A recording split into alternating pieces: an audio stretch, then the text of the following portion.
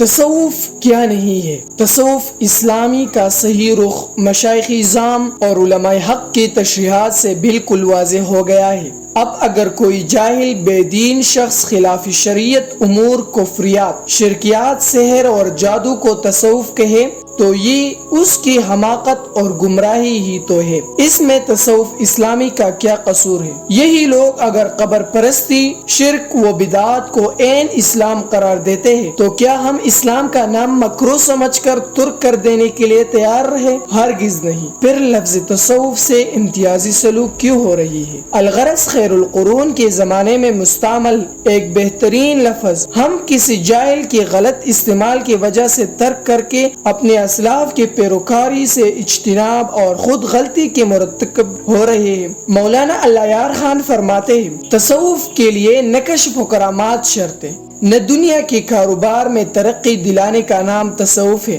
نہ مقدمات جیتنے کا نام تصوف ہے، نہ قبروں پر سجدہ کرنے، ان پر چادر چڑھانے اور چراغ جلانے کا نام تصوف ہے، اور نہ آنے والے واقعات کی خبر دینے کا نام تصوف ہے، نہ اولیاء کو غیبی ندا کرنا، مشکل کشا اور حاجت روا سمجھنا تصوف ہے، نہ اس میں ٹیکیداری ہے کہ پیر کی ایک توجہ سے مرید کی پوری اصلاح ہو جائے گی اور سلوک کی دولت بغیر مجاہدہ اور بدون اتباع سنت کے حاصل ہو جائے گی، نہ اس میں کشف و الہام کا صحیح اترنا لازمی ہے، اور نہ وجد تواجد اور رقص و سرور کا نام تصوف ہے۔ یہ سمجھی جاتی ہے، حالانکہ ان میں سے کسی ایک چیز پر تصوف اسلام کا اطلاق نہیں ہوتا، بلکہ یہ ساری خرافات اسلامی تصوف کی زد ہے۔ امام ربانی مجدد الفسانی فرماتے ہیں، طریقت کے ہر وہ بات جسے شریعت رد کرے زندیق اور کفر ہے۔ ایک اور جگہ فرماتے ہیں، وہ ریاضتیں اور مجاہدے جو اتباع سنت سے الگ ہو کر اختیار کی جائے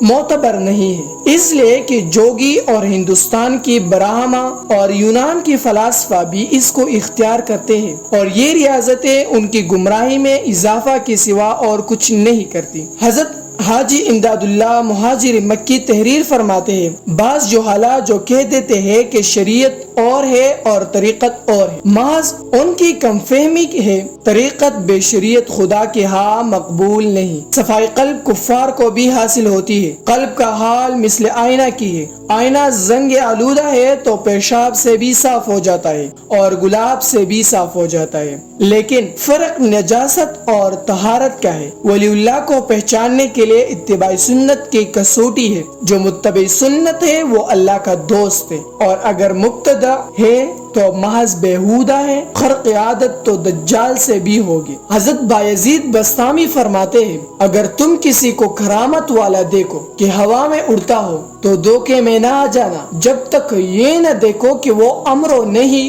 حفظ حدود اور پابندی شریعت میں کیسا ہے۔